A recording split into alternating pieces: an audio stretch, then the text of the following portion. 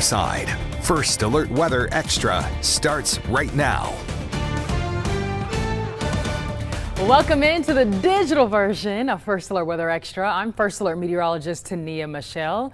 Happy Monday. Hopefully you had the day off from work, but I know your kiddos were out from school at the least. A beautiful day it is to have off from any duties, right? Let's talk about the forecast for the next several days. I want to walk you through the next big thing because we are tracking a chance for some returning showers into our forecast.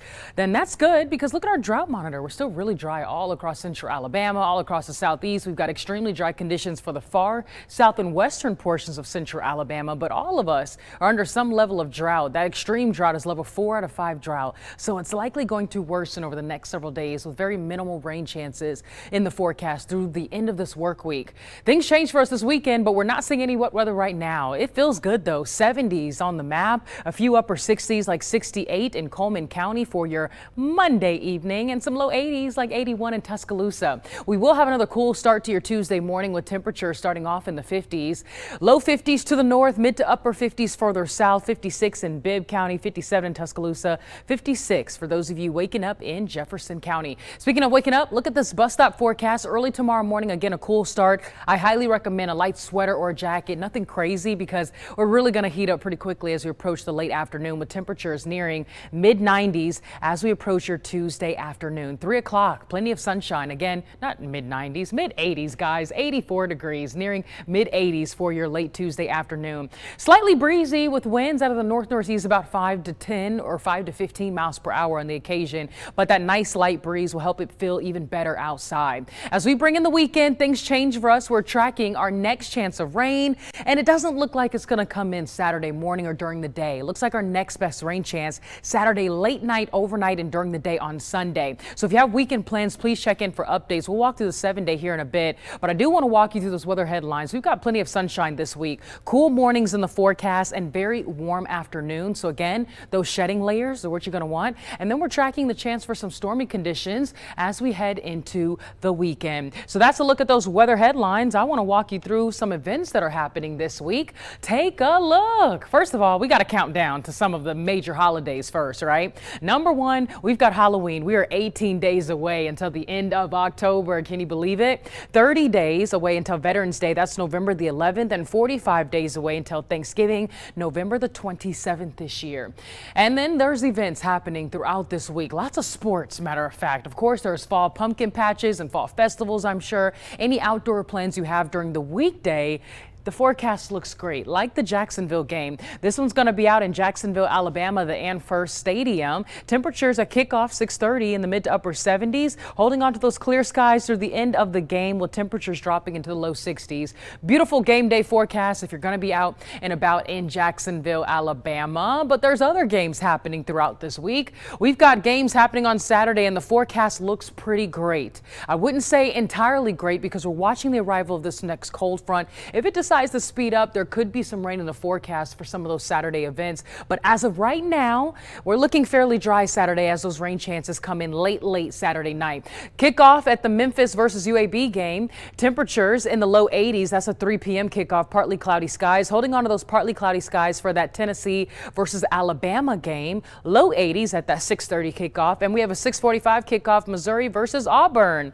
Low 70s. There will be some clouds around for any game day events this weekend, just ahead of that next rain chance that I'll walk you through more right here on First Alert Weather Extra when we take a look at that 7-day forecast. But a powerful nor'easter is slamming the East Coast with heavy rain, dangerous winds, and life-threatening coastal flooding. Fox weather correspondent Brita Merwin has more from Long Island, New York.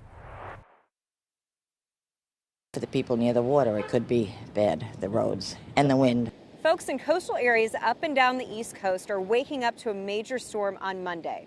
A nor'easter slamming the U.S. with the Northeast and the Mid-Atlantic the hardest hit areas. Probably 35 to 50 mile an hour winds. We tried to walk on the parkway here, and the wind pushed us down, literally pushed us down the road here. Here in Freeport, New York, folks are used to this type of weather. This town was hard hit by Superstorm Sandy. But officials are still sounding the alarm about coastal flooding when the high tide cycle sets in. the tide doesn't go out all the way and you have a new tide coming in 12 hours later, it builds it up. And that's why it's been progressively getting worse for the last few days.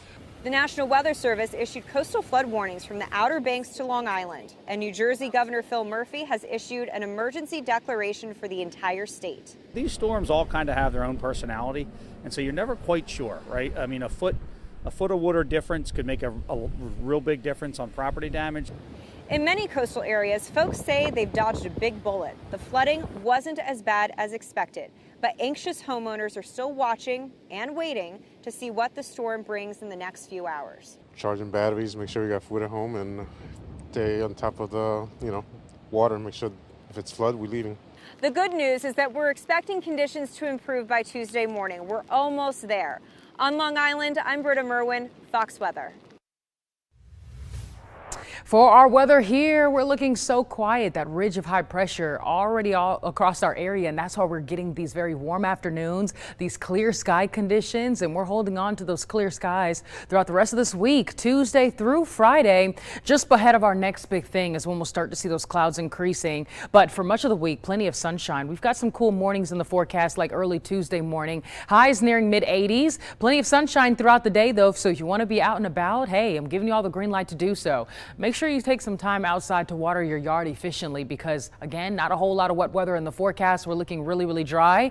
We're not tracking any rain Wednesday, mid to upper 50s, but we're still on this roller coaster ride with those cool mornings and those very warm afternoons. So here's a quick look at Wednesday afternoon. We're talking about mid 80s, and then we drop down into the upper 50s into early Thursday morning. So hold on to that light sweater and that jacket for the early mornings and the late evenings. Thursday afternoon, the warmest day expected for this week, mid to upper 80s across central Alabama, before we start to cool off heading into the weekend. Now, the reason why we're going to see some more clouds around for Friday afternoon, holding on to that partly cloudy, partly sunny sky. So we'll see those temperatures a few degrees cooler with those clouds lingering for the afternoon. And then we bring in the weekend. We have some 60s for the early morning, but those afternoon highs still pretty pleasant. We are tracking our next big thing with some returning wet weather in the forecast. A front's going to move through, and it looks like it comes through late Saturday night, but impacting more of our early Sunday morning hours than anything. This is 5 a.m. Sunday. You can see that front coming through. We can see as little as an inch, a half of an inch of rain, and as much as an inch. So hopefully we get that because we're still dealing with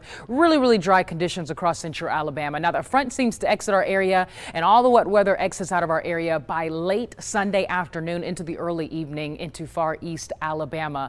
But much of the daylight hours on Sunday could bring us some on and off rain chances. So we're going to hold that 80% chance as we anticipate that next cold front to move through. Again, temperatures after that are a lot cooler. We've got 50s back in the forecast next Monday and highs only in the mid 70s, but the sunshine and the dry weather will return after the arrival of that front. Well, that's a look at that 7-day forecast. Let's take a look at some of your weather photos now because we love to show them. You can always download the WBRC First Alert Weather app to send in your pictures, but this one from Tony Martinez sharing this stunning sunrise photo from Crater Lake. How beautiful. And this one, a sunrise photo sent in from Nathan Woodward.